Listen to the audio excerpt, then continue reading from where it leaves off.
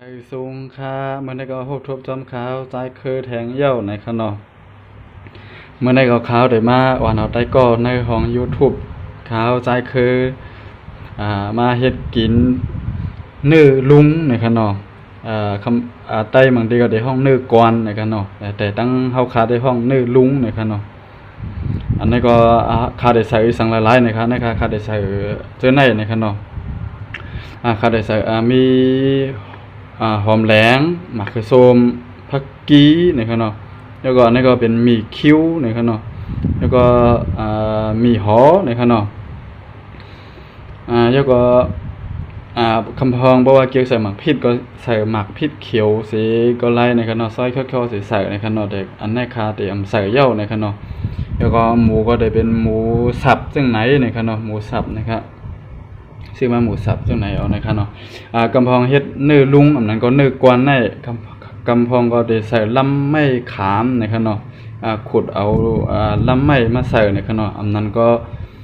ลำไม้หมักกอกก็ไล่นะครับเนาะมาขุดเอาเปลือกตั้งนอกมันออกเสร็จแล้วขุดเอาให้มันเคี้ยวๆขุดเอาใส่นะครับเนาะแต่ในมันมีหามไล่นะครับเนาะข้าก็ได้ใส่หน้ายนึงกล้วยนะครับเนาะข้าก็ใครกินแล้วก็ใส่หน้ายนึงกล้วยนะครับเนาะมันหามไล่นะครับเนาะไม่กรอกก็บ่ว่าเหตุการณ์ว่าอยู่ที่กรุงเทพแล้วหาหยาบนานนะครับเนาะมันมีนะครับมาค่าเฮ็ดกินจ้อมกันค่าซอยพักหมี่โหแหลงมันนะครับเนาะซอยเคี้ยวๆนะครับเนาะ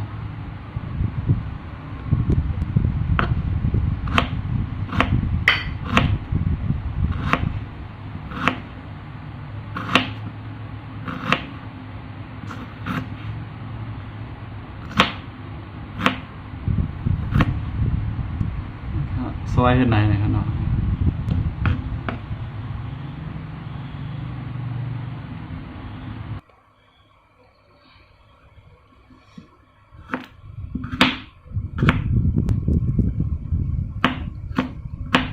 อันนั้นก็มีฮ้อนะครับเนาะมีฮ้อก็บ่ใส่น้ำเป้งมีโหนะครับเนาะบ่ใส่น้ำเป้งมีโหแรงนะครับเนาะมีฮ้อปลาก็ซอยเคี้ยวๆนะครับเนาะบ่เคี้ยวหนักก็ไล่นะครับเนาะแค่เนาะแต่ว่าเพราะว่าใกล้นี่ก็ซอยเคี้ยวๆก็ดีนะครับเนาะ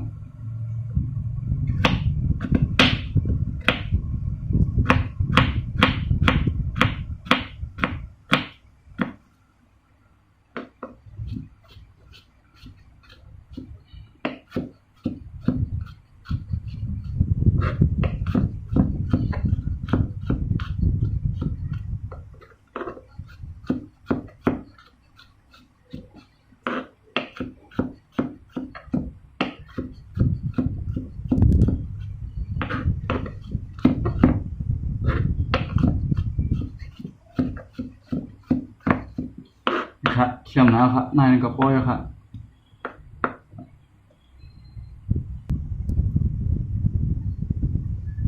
แล้วก็ซอยหมักคือส้มนะครับ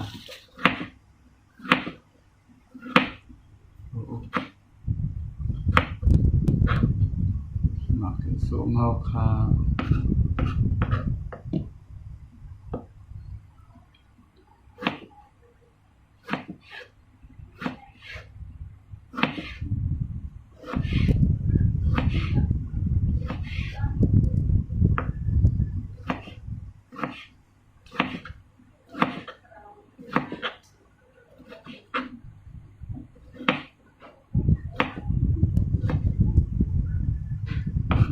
นายครับมันคือส้ม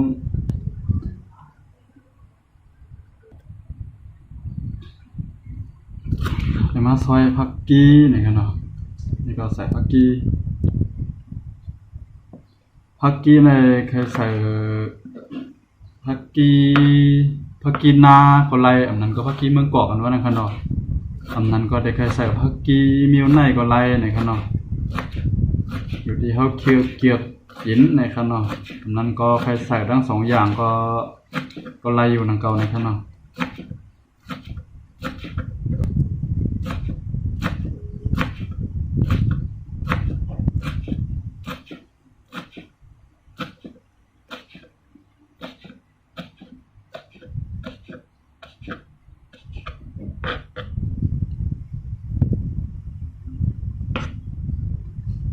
กี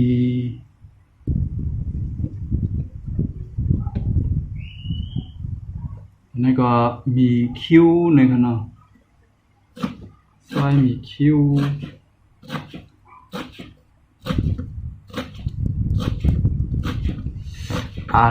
ละตาเสียบนะย่ามาเดียวในแจ๊ตาหึ้นนะย่าในขนมซอยทั้งมีโหแรงเลยทั้งมีคิ้วเนี่ยมันหึ้นในขนมตาหึ้นโมเดล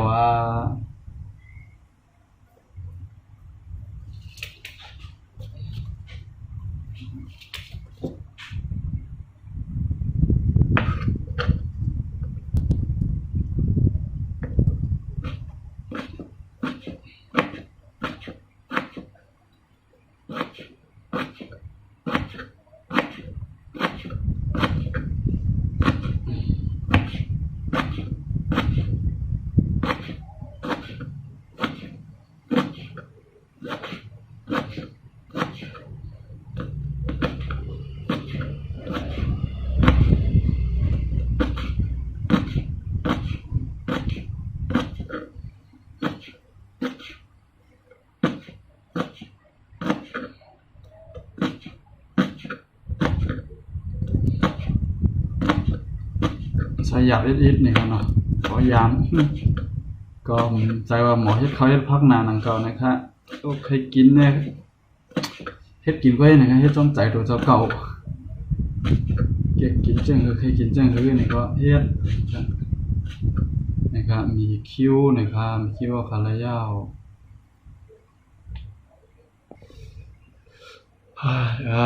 ตาเสียบตาหมดแล้วซอยพักมีคิ้วนะครับแล้วมันหึ้นกิริยาเฮาคาในขนมเฮาคาเฮ็ดเนื้อลุงในเฮาคาเกียกกิริยานำเฮาคาก็ใส่นำในเฮาคาเกียก A เฮาก็คาก็ใส่ AA ในขนมแต่ว่าสังว่าเฮาคาใส่กิริยาใส่พักมีมะเขือส้มอันนั้นก็มีคิ้วนั้นก็ดังเจ้อดังเมียวในขนมนั้นก็ลำไม่ขามด้วยในขนมเพราะว่าเฮาคาใส่นำนามันก็ได้ลุงหยาบจังได้เฮ็ดให้มันเป็นลุงไรในขนมแต่ว่าเพราะว่าเฮาคาใส่ตึกแมนเอาในมันก็ได้ลุงง่ายมันก็ได้เป็นลุงดีในขนมนี่ก็เพราะว่าใส่ A น่ะในก็มันก็ได้กินเนื้อมันนำในขนมแต่ว่าคาได้คาเกียกใส่กิริยามันซ้ำนำในขนมก็เกียกกินกิริยานำมันได้หวานมันได้ไรดังอายเนื้อมันได้ดังอายพักมีมะเขือส้มมันได้หอมดีมันได้คาเกียกกินจังนั้นในขนมเอาค่ะมาเฮ็ดจอมกันด้วยนะครับนะครับกิริยาที่ซอยมะไก่ก็ใส่หวานไว้เย่าในขนมนะครับซื้อเนื้อมา60 บาทหมูสับมา60 บาทนะครับในก็ใส่กว่าเย่าในขนมเนื้อมันได้อยู่ตั้งแต่ในก็มะเขือส้มผักมีหอผักกี้ในขนมแล้วก็ขึ้นมีคิ้วนะครับไปเลยใส่แล้วก็ใส่มีคิ้วนะครับแล้วก็ใส่มีคิ้วแล้วก็เฮาคาเดกิริยามันเกิดของหวานมันก็ข้าก็ได้ใส่เกลือของหวานนะครับเนาะแล้วก็หมักพริกได้บ่เกี่ยวก็ใส่เกี่ยวก็เป็นสังนะครับเนาะแล้วก็ได้ใส่มิ้นจอมอิดนะครับเนาะเอาค่ะในการสั่งว่าพอแล้วเกี่ยวพอแล้วถูกใจคลิปจังไหนก็อย่าลืมเต็กถูกใจเต็กติดตามมันค่าอย่าน้ำนะครับเนาะค่ะได้มีเอียนแห้งใจได้เฮ็ดคลิปออกมาน้ำนะครับเนาะหันใต้ก็เขามันก็คอมเมนต์มาว่าให้เฮ็ดออกมาคลิปจังไหนน้ำในหันใต้ก็ได้เสียเขาถามมานั่นก็ตอบตักมาในคอมเมนต์ในข้อความจังนั้นนั่นดีใจนานนะครับเนาะหันก็ยาวก็ดีใจนานนะครับยินโจมจอมเด้ๆนะครับเนาะดีอันคาเฮ็ดกว่าดีมีคนเกียกด้วยดีมีคนหันดีมีคนเกียกด้วยนะครับเนาะออกค่ะน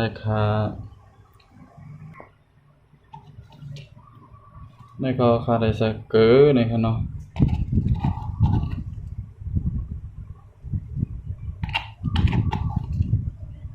คนมีเกิดจางคนผ่านกระเจียมได้เกี่ยวกับเจียมอีดผมบ่มีเงินนะครับเนาะแล้วก็ทองหวานนะครับ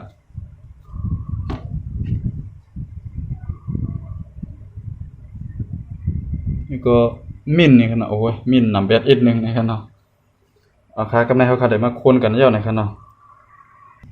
ลืมแบนนะครับเนาะค่ะได้ใส่พริกไทยอีกนึงนะครับเนาะพริกไทยในเฮาค่ะ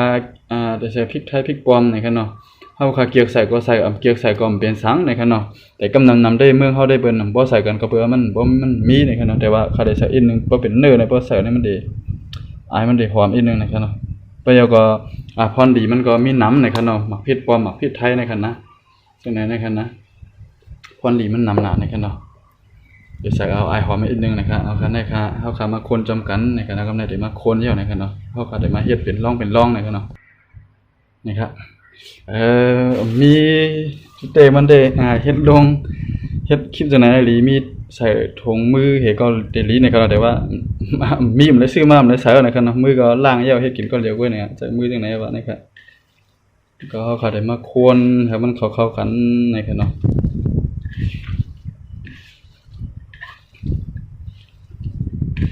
ครับหวานมันเล็กไปอีกนึงครับคนหยาบไปอีกนึงนะครับ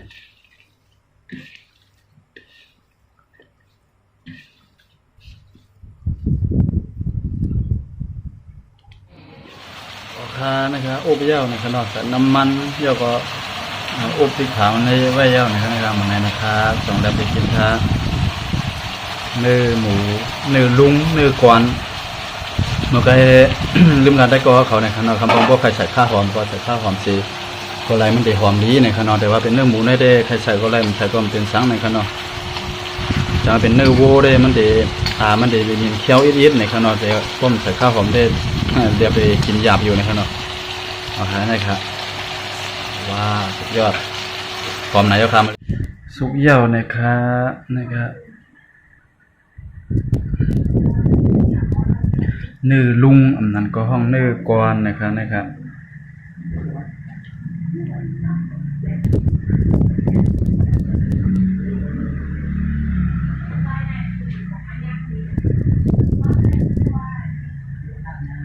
สุกเยี่ยวพร้อมกินนะครับกิริยามันคาใส่นำนานะครับเนาะคาใส่ผักมีมะเขือส้มและมีคิ้วมันนำนานะครับแต่ว่ามันหอมดีนะครับกินแล้วมันไรอายสามันกูเมียวอ่ะมันหอมดีครับแต่ว่าเพราะว่าคนแห้งได้มันก็ได้ย้ายง่ายยืดนะครับนะแต่ว่าหอมเท่ๆนะครับก็ไปกินนะเจ้าค่ะอันนี้ก็ถ้าได้ใส่น้ำอีกนึงนะครับเนาะมาใส่ในเฮ็ดอันแห้งมันก็บ่กินอันแห้งมันก็บ่มีผักมีน้ำก็ซ้ำกินหยาบนะครับเนาะอันนี้ก็ใส่น้ำนะครับเนาะ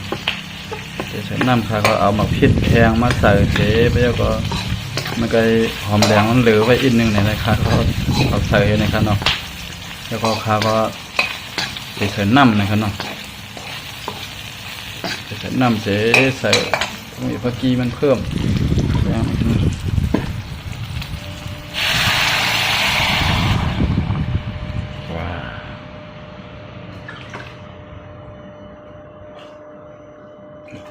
ไว้แต่น้ำยอมอีก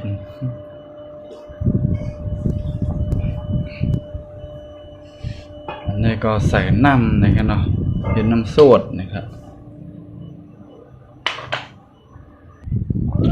โอเคนะครับน้ำสดเฮานะครับเนาะหน้าตามันก็ได้เป็นจังไหนนะครับ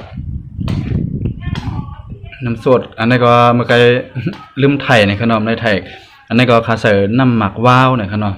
ใส่หมักว้าวเอาลงกับอีกอ่อนนึงนะครับเนาะหมักว้าวมันจะมีสวมอิดๆนะครับเนาะก็เหมือนเจ้าหน้าเขาเฮ็ดน้ำสดหมักว้าวนั่นนะครับเนาะสวมอันนี้ก็ใส่ผักกีนะครับเนาะออกคันนี้ก็กินไรเย่านะครับน้ำสดอย่าลืมเด็กติดตามและเด็กถูกใจปันข้าวนะครับเนาะอย่าก็ยินโจมได้ก็ได้เสียเขาตีเขามาเด็กติดตามและเด็กถูกใจนะครับมาสูงค่ะ